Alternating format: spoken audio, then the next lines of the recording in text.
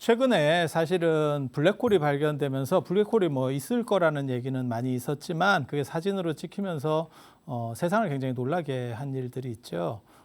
그리고 또 이제 새로운 전파망원경이 올라가면서 또 우주가 더 넓어지고 하지만 그런 것보다 훨씬 더 신기한 이야기가 부타로드 삼국유사 속에 있습니다. 그런 거는 게임도 안 돼요. 마블 뭐 이런 거 게임 안 됩니다. 여기는 보통 뭐 동물들이 잘 얘기하고 뭐 블랙홀보다 오히려 더 희한한 얘기들이 많이 있을 겁니다. 그 부타로드에 오신 것을 환영합니다. 자, 오늘 말씀드릴 거는요. 이게 굉장히 재밌는 주제예요. 그러니까는 고구려 같은 경우는 372년에 불교가 들어갔고 그 다음에 백제에는 384년에 들어갔는데 왜 신라만 527년이냐. 그러니까 차이가 어느 정도 나는 거는 이해할 수 있어요. 그런데 372년, 384년, 527년 이거는 12년이니까 뭐 그러다 보면 예를 들어서 뭐 일본에 뭐 스타벅스가 들어가고 우리나라에 들어오고 뭐 좀씩 차등들이 있겠죠. 뭐 그거는 뭐 동시에 아니 아이폰을 판매할 때도 나라마다 약간씩 차등을 두고 영화가 개봉될 때도 블록버스터 영화 개봉될 때도 나라마다 조금씩 차이가 있습니다. 그래서 1차 개봉 국가냐 뭐 이런 얘기들을 하거든요. 그래서 그럴 수 있죠. 그 정도 차이 정도는. 그리고 옛날이니까 뭐 한 12년 해도 그렇게 큰 건 아닌 것 같은데 라는 생각이 드는데 신라로 오면 갑자기 뚝 떨어지죠. 야, 이게 가능한가? 국경을 대고 있고 완전히 뭐 나라가 달라서 섬이야 이러면 또 상황이 다르지만 국경을 대고 있는데 저게 가능할까에 대한 생각을 할 수 있죠. 그러니까 불교가 그냥 들어간 게 아니고 이게 불교가 그 나라에서 공인된 거예요. 공인됐다라고 하는 거는 정부에서 어느 정도 밀어준다는 얘기입니다. 그런데 이웃 나라로 안 갈까? 그리고 신라 같은 경우는 이렇게 얘기될지 모르겠는데 신라가 제일 또 찌리한 나라입니다. 삼국 중에서 제일 약할 수밖에 없었고 시작도 그랬었고 그러니까 신라가 나중에 삼국을 통일하는 걸 여러분들은 굉장히 뭐 그런가? 당나라 때문에 그런가? 뭐 이렇게 생각할지 모르겠지만 쉬운 일이 아니에요. 그러니까는 꼴등하다가 1등 하는 거예요. 처음부터 걔가 굉장히 머리가 좋았어요가 아니고 각성해 가면서 야 저런 쩌리가 있나? 그래서 아무도 신경을 안 썼는데 차례차례 허물을 벗으면서 각성을 해. 그러더니 내가 제일 잘 나가를 시전하는 겁니다. 이거 굉장히 재밌는 스토리예요. 그리고 당나라의 힘을 빌려서 했다 이러는데 사실은 그것도 아닙니다. 제가 보기에는 나중에 이제 그런 얘기들 하겠지만 황룡사 구충탑조나 이런 걸 보면 당나라를 정복한다라고 하는 생각을 해요. 그 시절에 당나라에게 도움을 받고 있으면서도 당나라하고도 한번 해볼 수 있다. 그 정신이 굉장히 저는 중요하다고 생각을 하거든요. 왜냐하면 그게 나중에 당나라가 삼국을 통일하고 나서 백제하고 고구려 영토까지 당이 다 먹으려고 했었죠. 그러니까 신라가 바로 뒤통수를 때리거든요. 그 얘기는 계속 이렇게 무릎 꿇고 있었던 게 아니고 기회만 보면 배를 째겠다, 뒤통수를 까겠다, 뭐 이런 생각들이 있었다는 얘기거든요. 그게 쉽지 않아요. 그게 쉽지 않아요. 절대 그렇게 생각이 외교 노선이나 이런 것이 한 방에 바뀌지 않습니다. 근데 그게 가능한 게 황룡사 구충탑 같은 거 건축할 때 이렇게 보면 고구려, 백제, 뭐 일본 뭐 이런 데는 당연히 다 직접 적국이니까 그렇게 다 정벌했으면 좋겠다라고 원을 세울 수 있지만 중국도 한번 해보겠다라고 생각하는 거는 굉장히 재밌는 생각이에요.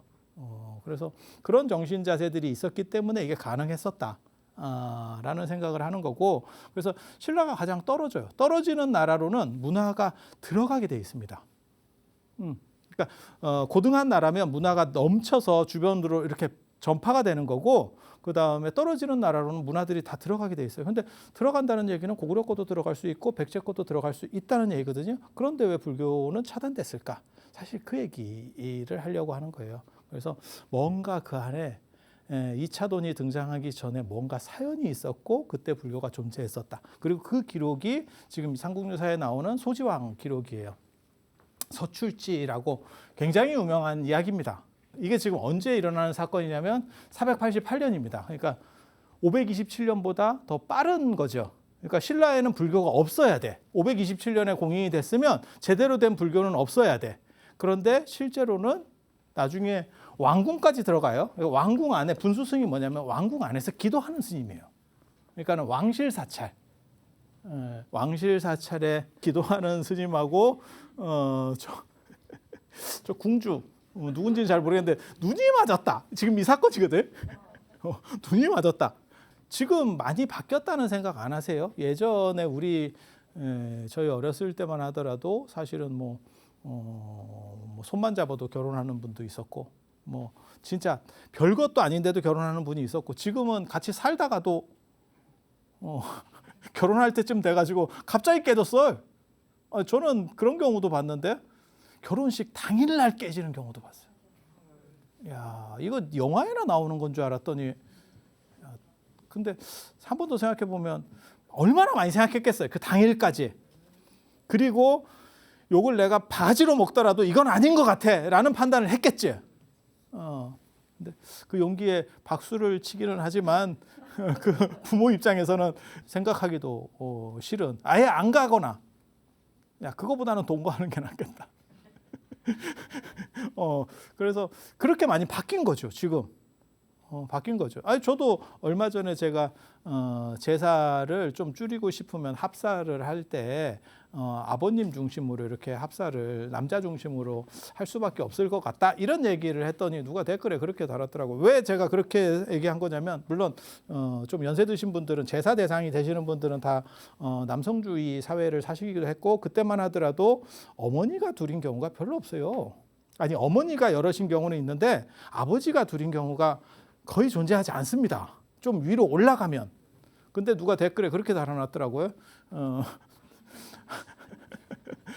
그래서 제가 뭐라고 얘기를 했냐면 아버지는 한 분이고 어머니 같은 경우는 예전에는 여러 분인 경우가 많아요. 돌아가시면서 다시 이렇게 이어달리게 하시는 경우들이 많이 있었잖아요.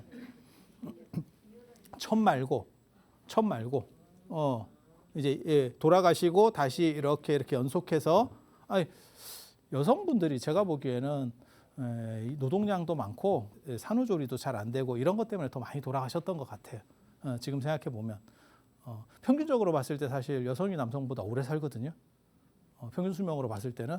그런데 그 당시에는 여성이 물론 과부가 되는 경우도 있었지만 그거보다는 오히려 이렇게 이어달리게 하는 경우들이 훨씬 많았거든요. 그래서 여성분들이 좀 많이 돌아가셨던 것 같아요.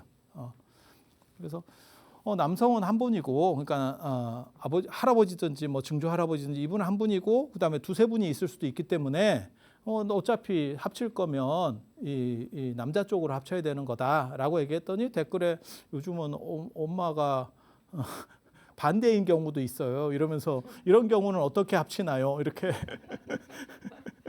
내가 사실 그러니까 아버지가 여럿인 경우지요. 아니 저희 어렸을 때는 거의 없었던 건데 요즘 뭐 그럴 수 있죠. 그럴 수 있죠. 그래서 시대가 그렇게 많이 바뀐 거잖아요. 그래서 그런 걸 생각을 해보면 이게 아무튼 굉장히 재밌는 것들이에요. 그리고 왕궁에서도 진짜 재밌는 사건들 많습니다. 그리고 얼마나 그리고 그 성에 대한 게 시대에 따라서 달라요. 그러니까 꼭 내 피 줄여야 된다라는 생각을 가지는 거는 조선입니다. 고려만 같아도 유목국가에서는 꼭 내 핏줄이라는 개념이 굉장히 약해요. 그러니까 지금 우리가 내 핏줄에 대한 생각이 많이 옅어졌거든요. 왜냐하면 입양할 때나 뭐 이런 거 할 때 그런 걸 생각을 해보면 그게 유목문화 계열입니다. 사실은 문화적인 것만 이렇게 나눠놓고 본다면. 그래서 어떤 통계에서는 그런 얘기도 하잖아요. 우리나라 출산율이 지금 0.75가 나왔는데 계속 이렇게 갈 수밖에 없는 게 우리는 결혼 안 하고 애 낳는 거에 대한 부담은 굉장히 크고 그렇다고 결혼을 해서 애까지 낳자니 거기에 따른 또 책임감이라든지 경제적 부담도 크고 막 이렇게 그러니까는 미혼모가 애를 낳았을 때 사회적인 인식이 아직도 완전히 개선이 안 돼서 그다음에 뭐 동거해서 애를 낳았어요 이러면 문제가 된다는 거죠. 그러니까 프랑스나 이런 데서는 그것도 그냥 가정으로 인정을 해주는데, 그러니까 이렇게 빠지고 저렇게 빠지고 양육하는데 힘들어서 안 낳는 애들 있고, 그 다음에 사회적인 시선 때문에 감히 못 낳는 경우들이 있고, 이렇게 빼고 저렇게 빼고 하니까 더 줄더라. 그래서 그런 것들을 좀 풀어야 되는 거 아니냐라고 말하는 쪽도 있습니다. 현실적으로 지금 왜냐하면 윤리고 도덕이고 간에 다 필요 없고 지금 인종이 소멸하게 민족이 소멸하게 생겼어요. 이러니까 그거잖아. 그 오징어 게임에서 나오는 그 오일남 할아버지가 한 그 얘기잖아. 이러다 다 죽어. 그러니까 뭐라도 해봐야 되는 거야. 지금 뭐라도 해봐야 되는 극단적 상황이야. 그러니까 뭘 따지고 이거는 맞고 이거는 안 맞고가 아니고 이거는 그냥 무조건 낳고 보고. 제가 보기에는 전 세계적으로 제일 빨리 바뀌는 것 같아. 이 나라가. 그 성적인 것도 많이 바뀌었고 그 다음에 장묘 문화. 제일 인간의 문화 중에서 안 바뀌는 게 장묘 문화거든요. 싹 묻잖아. 예전에는 싹 묻었는 데서 지금은 싹 화장하는 걸로. 그게 바뀐 게 불과 두세 대가 안 돼요. 그렇게 지금 바뀌었잖아요. 그리고 지금은 다 화장을 당연시 여기는 상황이 됐죠. 화장 후에 뭐 수목장을 할 거냐 아니면 그냥 상골에서 없앨 거냐 안 그러면 뭐라도 만들어서 납고를 할 거냐에 대한 선택권이 있는 거지 화장 자체에 대한 거부도는 거의 없었습니다. 그런데 역사나 이런 거 할 때 뭐가 있냐면 그 민족이 어디까지 내려왔었는지를 볼 때는 전부 묘제를 가지고 판단해요. 그러니까 무덤을 파보면 그게 제일 안 바뀌는 겁니다. 역사적으로 그냥 냅뒀을 때는 제일 안 바뀌는 게 묘제예요. 그런데 우리는 한 방에 바꿨죠. 성적인 것도 한 방에 바꿨죠. 그래서 제가 늘상 얘기하는 거 있잖아요. 인간이니까 진짜 이 정도에서 살지 이 정도 환경이 바뀌고 관점이 바뀌었으면 동물이나 식물이면 멸종합니다. 그 종 자체가 끊어집니다. 왜냐하면 충격이 너무너무 큰 거예요. 그래서 그러고 보면 한국 사람들은 되게 오래 살겠다. 내가 그 생각을 해요. 왜 이런 충격들을 다 겪으면서 어떻게 보면 냉탕 온탕을 이렇게 오가는 거거든요. 그 목욕탕 여러분들은 그런 해당 사항이 없구나. 목욕탕 가면 여성분도 있나? 할아버지들 그런 분들이 있어요. 이렇게 냉탕 온탕을 왔다 갔다 이렇게 뛰시는 분들이 있어. 여성분도 있을지는 모르겠는데 그래서 뭐 그게 건강에 좋다고 호들갑스럽게 다녀. 저러다 자빠지는 거 아닌가 이런 생각이 들긴 하지만 안 자빠지고 잘 다니십니다.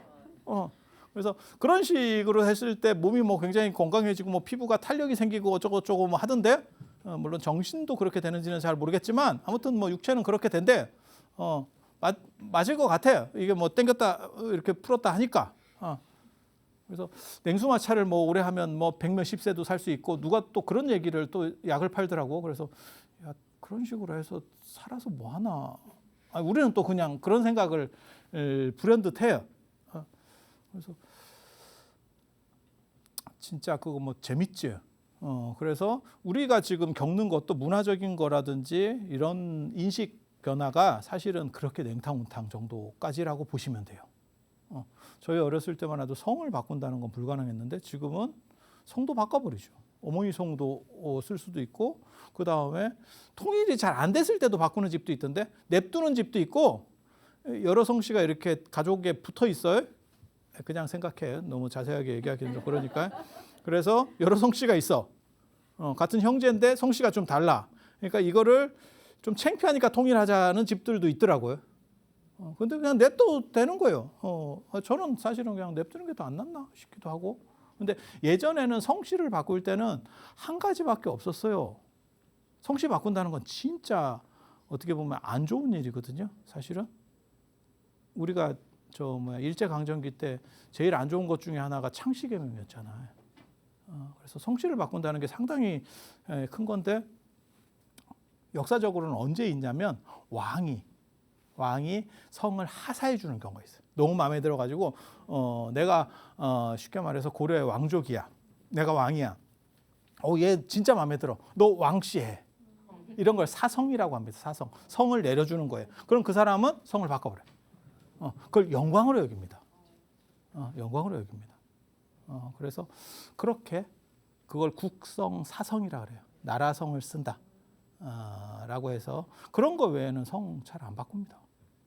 그런데 지금은 이제 뭐 이렇게 그리고 유교 문화에서는 성을 바꾼다는 거는 굉장히 왜냐하면 성씨 가지고 사실 동서동본 금지 뭐 이런 것들도 다 성씨를 기준으로 해서 움직이는 거거든요. 그러면 성씨를 바꿔버리면 이게 동성인가? 이게 이렇게 되는 거죠. 개념들이 다 흔들리게 되죠. 그래서 그런 부분들이 있어요. 그래서 일단 여러분들이 알아두셔야 될 거는 조선을 가지고 전체 역사를 보시면 절대 안 돼요. 그리고 조선이 그렇게 정당한 역사적인 어떠한 틀을 갖추고 있었다면, 그게 당연했다면 지금 우리가 이렇게 안 살겠지. 조선시대의, 그러니까는 조선시대로 산다라는 뜻은 아니고 조선시대의 관념들로 계속 살겠지. 근데 동성동본 지금 없앴잖아. 우리가 그러니까 그런 거에 대해서 비판적으로 나가는 거죠. 그게 안 맞는다라고 얘기를 하는 거예요. 조선 같은 경우는 정원만 해도 수절을 해야 됐으니까. 그걸 마당과부라고 합니다. 마당과부. 마당에서 과부가 되는 거예요. 결혼식, 그러니까 신혼방에 들어도 못 가고 마당에서 과부가 됐다니까. 그거 마당과부라 그래. 아니 명칭 있어요. 공식 명칭이. 왜냐하면 정혼을 해놓고 죽어버리는 사람들을 쓰는 용어예요. 생각보다 많은 거예요. 그래서 그게 수절하기는 더 좋았다. 뭐 이런 얘기도 있고, 몰라. 별 재밌는 거 많이 있어요. 근데 여기 보면 지금 이제 왕궁 안에 승려하고 궁주가 문제를 일으켰다. 이제 이렇게 되는 거예요. 그래서 야, 이 스토리가 굉장히 재밌어요. 이 얘기는 궁 안까지 일단 불교가 들어갔다는 얘기거든. 들어갔다는 얘기거든. 지금. 그러니까 527년 전에 488년에 벌써 왕궁까지 들어가서 불교를 다 알고 있었네라고 하는 거예요. 그래서 뭔가 큰 사건이 벌어졌구나라는 걸 알 수 있죠. 비처왕이라고 이제 소지왕이라고 많이 하는데 이 사람 때입니다. 이 사람 10년이 488년이에요. 그래서 천천정에 갔대. 하늘 우물이에요. 하늘 우물. 천천정이라고 하는 건 하늘 우물 근처에 어떤 누각 이런데, 그러니까 어떻게 보면 신령한데요. 이름부터가 여기 나오는 이름이 굉장히 다 상징적이거든요.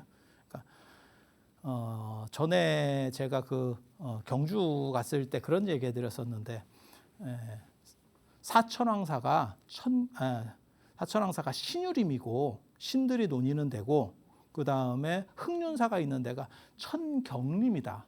하늘 거울, 하늘이 비친다는 거예요. 그 다음에 저 청관사 있는 데는 천원, 하늘의 중간, 하늘의 중간이다. 뭐 이런 얘기를 했는데 여기도 하늘 연못이에요. 하늘 우물, 하늘샘 정자에 갔대. 그러니까 이게 무속적으로 간 거예요. 무속적으로. 그랬더니 쥐하고 까마귀가 나타나서 막 울고 있더래. 그러더니 쥐가 갑자기 일어나서 저 까마귀를 따라가 보세요. 이렇게. 난 저거 당했으면 진짜 무서울 것 같아. 이거 지금 이야기로 들으니까 그렇지. 쥐가 갑자기 여기서 나타날 수 있지. 쥐가 무섭진 않아.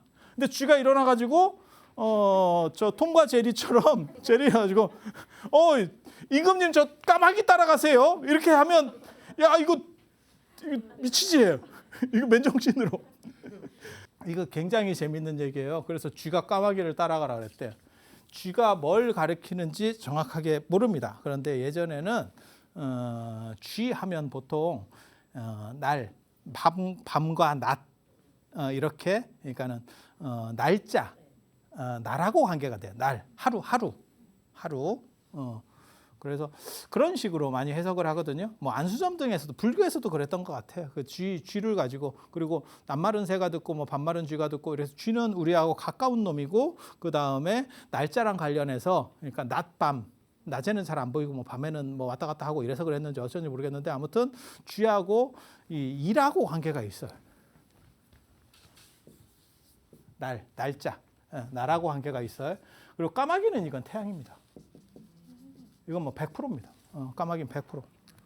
그래서 까마귀에는 회남자나 안 그러면 저 산해영 같은데 까마귀에 살고 있죠. 뭐가 사냐면 준호라고 하는 까마귀가 삽니다.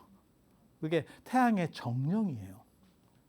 옛날에 까마귀는 태양에 살고, 그 다음에 달에는 두꺼비가 살고, 달에 사는 애는 섬여.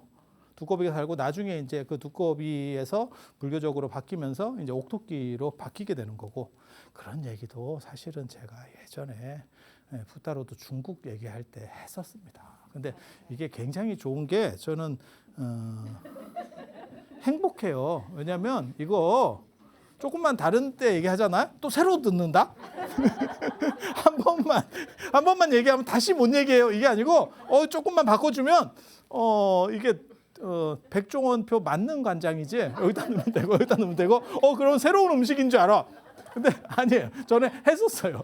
그 예라고 하는 이렇게 기도자에다가 이렇게 쓰는 예라고 하는 그 사람 얘기할 때 그런 얘기를 했었어요.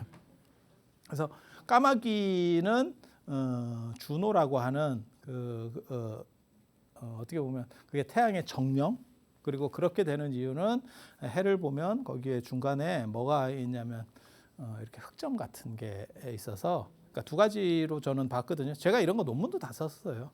하나는 뭘로 봤냐면 흑점 활동을 관찰해서 태양이 이렇게 잠깐 어두워지는 부분이 생기면 굉장히 불길하다고 생각했어요. 예전에는 뭐 재앙이 내린다라고 생각했거든요. 그래서 그런 거 한 가지. 그 다음에 태양을 계속 눈으로 봐봐. 계속 보고 있으면 까매져요. 너무 밝아서 주변보다 가운데가 까매져. 아니 진짜. 계속 봐봐. 그래서 쟤네가 까마귀 이렇게 생각을 하는 거거든요, 지금. 그래서 까마귀를 따라가라는 게 이게 태양 숭배자라는 거예요. 여기도 지금 날이 나오고 여기도 지금 태양이 나오거든요. 그리고 나중에 또 어디 나오냐면 일관이라고 하는 사람도 이게 태양 보는 사람이에요. 이 태양 숭배라는 게 우리 전통적으로 있던 거예요. 제가 이제 다음번쯤에 뭔 얘기를 해드리려고 하냐면 단군 신화 얘기를 할 거거든요. 근데 거기서 나오는 것도 다 태양 숭배입니다. 그리고 전 세계적으로 태양 숭배가 가장 강력해요. 그러니까 삼강 체제로 들면 그냥 이렇게 신들 중에서 태양신, 벼락신, 불신, 이게 제일 많고 셉니다. 그리고 어떻게 보면 좀 다 밝은 애들이죠. 그래서 어둠에 대한 공포가 있었는 것 같다.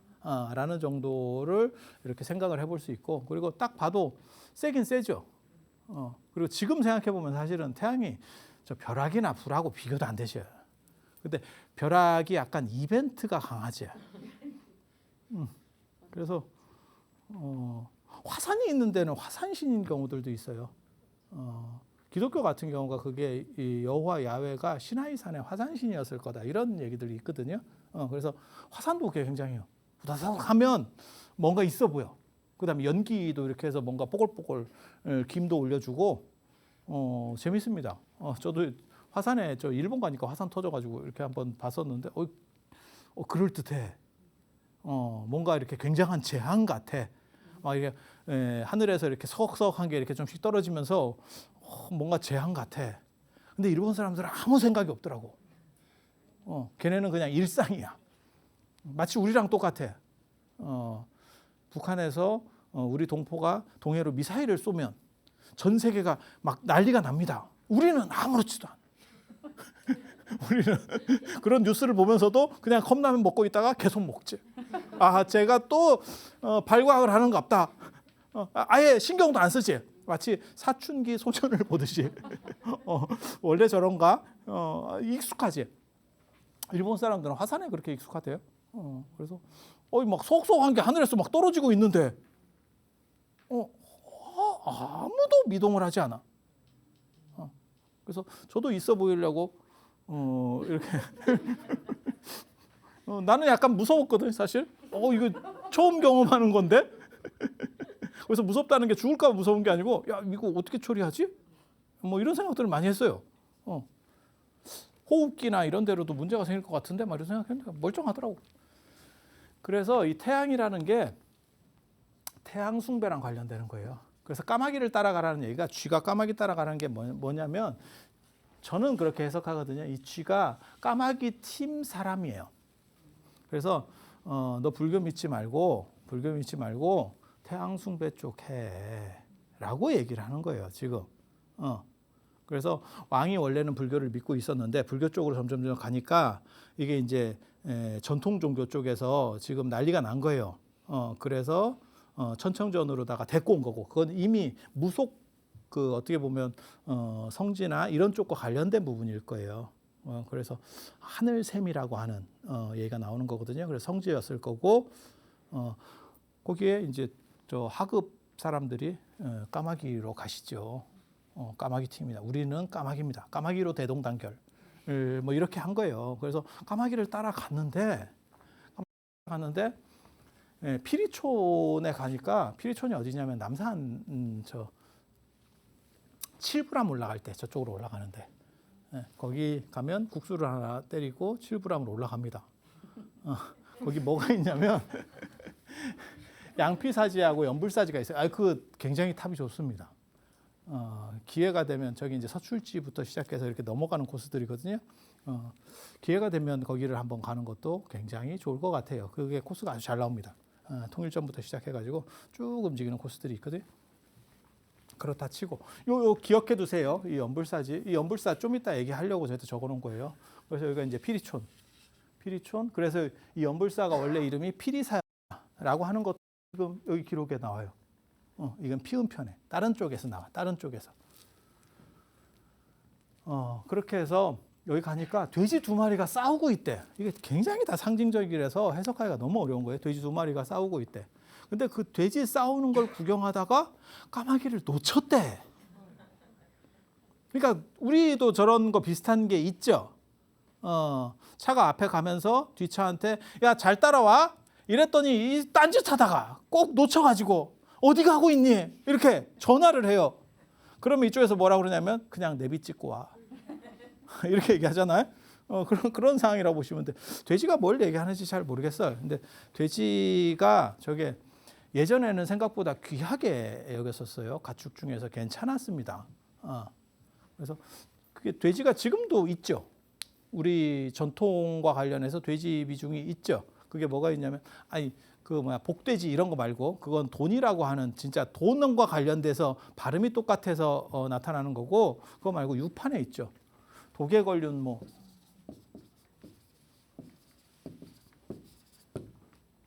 도가 돼지입니다. 개는 뭘까요? 개. 너무 어렵게 생각하지 마. 개는 개. 거리 뭐가 뭘까? 뭐가 제일 좋은 거잖아요. 옛날 사람 이게 다 가축이거든요. 그냥 한번 찍어보세요. 가축 중에서 제일 이렇게 많이 갈 수 있고 그 다음에 좀 비싸 보이는 놈이 뭐가 있을까? 이게 말이에요. 말이고 왜 여러분이 이제 착각을 하는지 제가 압니다. 이게 소거든요. 그리고 이게 양이에요. 이게 양이에요. 양이 등장한다는 뜻은 뭐냐면 이게 유목문화라서 그래요. 그러니까 유목문화에서는 농경문화면 소가 일로 갈 것 같은데 유목문화에서는 말입니다. 말은 단순히 타는 용도뿐만이 아니고 저게 전투용이거든요. 그래서 전에도 제가 그런 얘기 했는데 딴 거 다 필요 없다고. 지금도 우리가 우크라이나 전쟁 같은 데서 그걸 보고 있죠. 어떤 걸 목격을 하는 거냐면 땅이 비옥하고 미인이 많고 다 필요 없구나. 힘이 약하면 한 방에 밀리는구나. 그래서 전쟁 무기가 우선입니다. 지금도 마찬가지인 거고 옛날도 마찬가지였던 거예요. 그래서 여기가 이제 이게 말입니다. 그리고 양이 나온다는 게 뭘 의미하는 거냐면 얘네 유목문화구나. 그리고 전에도 그런 얘기를 해드렸어요. 제가 이 유판이라고 하는 게 실제로는 유목문화에서 길 찾으려고 만드는 이게 북두칠성을 중심으로 이 북극성을 중심으로 해서 북두칠성이 동서남북으로 있는, 그래서 계절 방위를 보는 방법이었다. 그리고 저걸 가르쳐주지 않으면 사람들이 길을 못 찾게 되기 때문에 유목에서 길 잘 못 찾게 되기 때문에 그래서 저게 놀이 문화를 써서 저거를 꼭 가르치려고 했었다. 그리고 저것과 비슷한 게 조선 시대에도 저런 놀이로 가르쳐 주려고 했었던 게 있어요. 그게 이제 승관도라고 그러니까 벼슬 올라가는 것들을 뱀 주사위 놀이 하듯이 이렇게 가르쳐 주는 게 있어요. 그러면 벼슬 지위들을 다 외울 수 있죠. 그래서 네가 어떻게 과거 시험을 봐서 어디로 어떻게 올라가고 이거를 그냥 우리도 그런 거 하는데 여러분들은 하셨으려나 모르겠다. 우리 어렸을 때만 해도 그거 있잖아요. 각 나라 수도 외우는 노래. 그런 거 있거든요. 여러분은 아마 그거까지만 했을 거야. 태정태세 문단세 그것까지만 했겠지.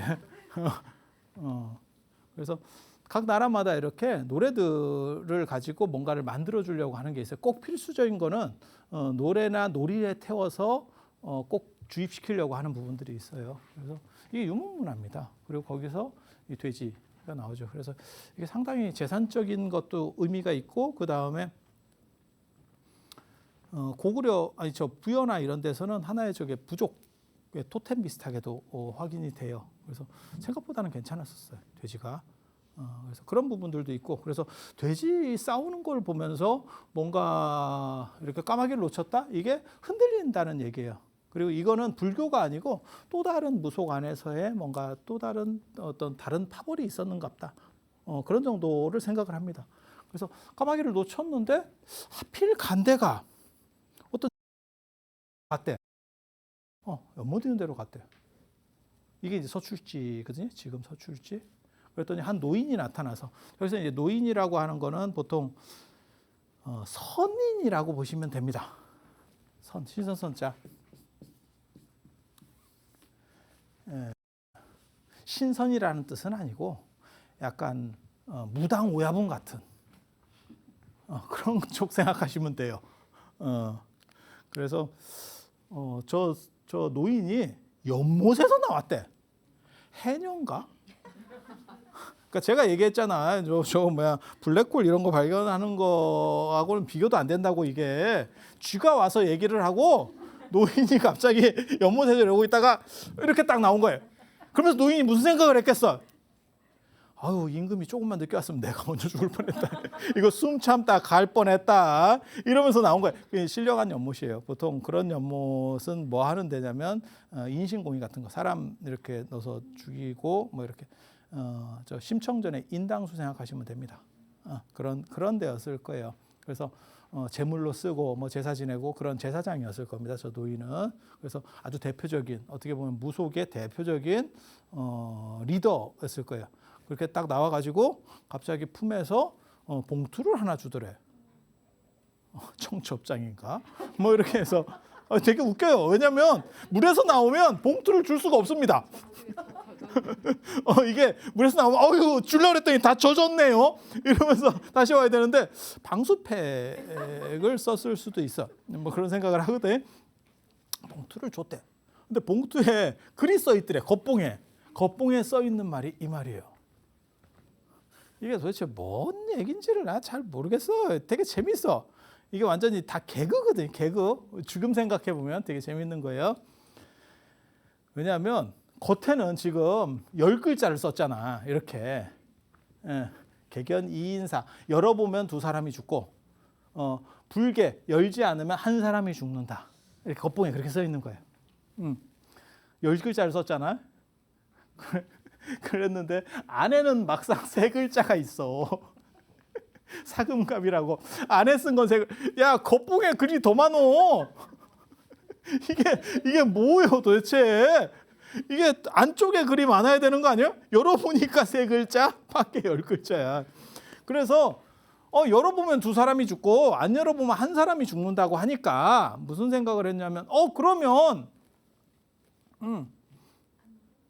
1사람 죽는 게 낫잖아 라고 생각을 해서 안 열어봤대요. 임금이 그러면 2사람보다는 1사람이 죽는 게 낫지, 이렇게 해서 안 열어봤대. 그랬더니 일관이 옆에 있다가 또 입을 터는 거예요. 뭐라고 얘기하냐면 1사람은 임금이고 2사람은 신하입니다. 이렇게 그렇게 얘기를 하니까 임금이 그래요? 이러면서 어떻게 열지? 1사람은 너야? 이렇게 하니까 그래, 그럼 열어야지. 이렇게 해서 열었다는 거예요. 그랬더니 거기에 써 있는 말이 이 사금갑입니다. 사금갑. 사금갑. 검은고 갑 껍질, 악기 껍질을 쏴라. 검은고 껍질을 쏴라. 저 굉장히 유명한 얘기예요. 예전에 강동원 나오던 전우치라는 영화가 있거든. 거기 보면 저기에 저 이야기가 나와요. 만팔식적과 더불어서 사금갑 얘기가 나와. 그렇게 해서 진짜 쏘고 뭐 이런 스토리들이 나오거든요. 그래서 왕궁에 가서 검은고를 쐈대. 이 검은고 갑을 쐈더니 그 안에서 이 2사람이 나오더래. 좁은 데서 참 고생이다. 이게 지금 뭐 하는 일이야. 이렇게 그렇게 해서 저 소지왕이 뚜껑이 열려서 불교를 싹쓸이했다. 스토리는 그거예요. 스토리는 이거예요. 그래서 싹쓸이를 하고 나서 그래서 527년까지 또 가는 거예요. 또 한번 전멸했다가 그리고 그 전승기념일을 정월대보름에 이게 일어나는 사건이거든요. 그래서 정월대보름을 오기일이라고 했다. 어떻게 보면 까마귀를 꺼려한다 뭐 이런 건데 여기서는 기념한다라는 정도로 생각하면 돼요. 그래서 무속이 불교를 이긴 전승기념일로서 정월대보름을 정했다. 그러니까 정월대보름의 가장 오래된 유래 중에 하나예요. 왜 찰밥을 먹느냐? 까마귀가 찰밥을 또 먹는데 여러분 왜 찰밥 먹는 줄 몰랐지? 그게 까마귀 밥이었어. 정월대보름 그게 까마귀 밥이야. 그래서 그런 식으로 이야기들이 있는 거예요. 근데 이게 보면 세 종류가 나오거든요. 여기 지금 불교의 지지자들 한 명, 불교파, 그리고 무속파, 그리고 이 글씨 나온 데를 서출지라 그래요. 글이 나온 연못 이래 서출지. 글이 나온 건 아니고 서출지는 아니고 원래 노인출지 이래야 될 것 같은데 뭐 서출지 이름 멋있어. 그래서 글씨가 나왔대. 그래서 요 팀이 하나가 있고 또 한 팀이 어디냐면 까마귀, 태양, 그 다음에 이 노인팀. 이게 한 팀입니다. 지금 이게 한 팀이에요. 이게 아마 그 당시에 무속의 대표 풍류도 풍월도라고 하는데 그 무속의 대표적 세력이었을 거예요. 그리고 그것과 반대하는 또 다른 세력이 있어. 돼지팀. 얘네는 이쪽 팀인데 그쪽 야당이에요. 불교는 완전히 외부에서 들어온 새로운 신흥 종교고 이해가 되시죠? 그런데 이 글씨를 잘 보면 되게 재밌어요. 이거는 쏜다라는 얘기고 왜 하필 검은고갑이냐 이제 이렇게 되는 거거든. 검은고갑이냐 이거를 이제 글자를 쪼개 보면 이렇게 되거든요. 이게 지금이라는 뜻이에요. 지금 두 왕이 다투고 있어. 그러니까 한쪽은 불교 쪽에서 미는 왕이었을 거고 한쪽에는 무속이 미는 왕이었을 거예요. 그리고 그래서 갑이라는 글자도 되게 재밌어요. 어떤 테두리가 있고 거기에서 이 갑입니다요 이 뜻인데 중간 갑이 진짜 그 뜻이에요. 저 중간 갑이 갑이 첫째라는 뜻이에요. 그러니까 이거는 왕이거든요. 그러니까 왕이 어떤 왕궁에서 쌓여 있다. 저거를 이제 두 가지로 해석을 할 수 있거든요. 하나는 새로 왕이 된다. 누군가 승리한 저 두 왕 중에서 누가 승리한 사람이 왕이 됐다라고도 볼 수 있고 현재 왕이 옴짝달싹 못하고 있는 상황인 거예요. 그래서 새로운 왕위 계승 논의들이 있었고 그 과정에서 뭔가 충돌이 있었다. 이런 정도로 보시면 아마 이해가 정확할 겁니다. 이게 다 제설입니다. 제설입니다. 그래서 이거 굉장히 재밌는 거예요. 그래서 이 궁주는 공주 아닙니다. 이거는 왕의 여자예요. 왕하고 관련된 여자예요. 그래서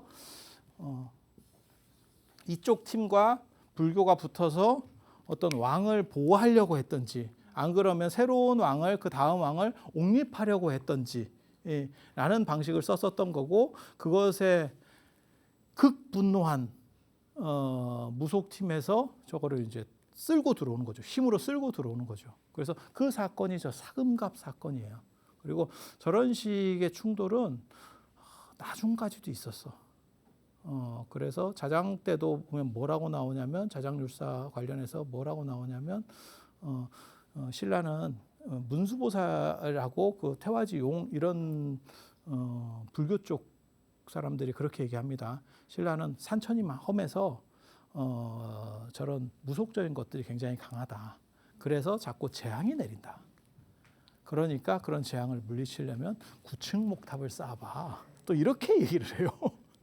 그래서 자장 때도 상당히 문제가 있었구나라는 걸 알 수 있고 그 다음에 불교가 공인될 때도 이차돈이 이게 순교로 했었고 그 다음에 전에 그런 얘기 해드렸잖아요. 흑륜사나 이런 데 완공될 때 법흥왕이 완공을 못 시키고 진흥왕 때까지 가야 완공이 되고 그러니까 뭐 공사가 뭐 한정없이 늘어지는 거예요. 그건 누가 있었다고 얘기할 수 있냐면 반대 세력이 엄청나게 강했다는 거예요. 그리고 걔네를 이기기 위해서 불교 도입이 시급했었던 거고 그리고 그 과정에서 나중에 법흥왕 진흥왕은 이겼지만 이때는 불교가 진 거예요. 그리고 졌을 때 어떤 오명을 씌운 거냐면 얼레리 꼴레리 오명을 씌운 거죠. 얼레리 꼴레리 해서 절단이 난 거야. 라고 얘기를 하는 거예요. 그래서 검은고 갑 안에서 힘들었다. 숨겨진 불교사가 그 안에 존재하고 있었다. 그리고 더 웃긴 건 이련은 왜 저 기록을 삭제하지 않았는가? 불교에 어떻게 보면 그냥 표면으로만 봤을 때는 굉장히 불리한 기록인데 신라 불교에 시작하기도 전에 바람 나서 절단 났어요. 야, 이거 너무 안 좋은데? 그런데 왜 저거를 그냥 끌고 갔을까? 우리 같은 사람은 편찬을 하면 내가 불교적인 입장만 자료들을 또 모으는 거잖아요. 그럼 이걸 날렸을 것 같거든요. 굳이 이걸 분리한 거를 굳이 이걸 뭐하러 놨을까? 그런데 이제 무코자, 아도 그 다음에 이렇게 계보들이 내려가다가 결국 이제 끝났다라고 하는 것들을 뭔가 지시를 해주고 있는 부분이라고 이해를 하시면 되겠습니다. 자, 그럼 오늘은 이상하고 다음 시간에는 당군 신화와 관련된 이야기 해드릴 수 있도록 하겠습니다. 자, 들어서 감사합니다.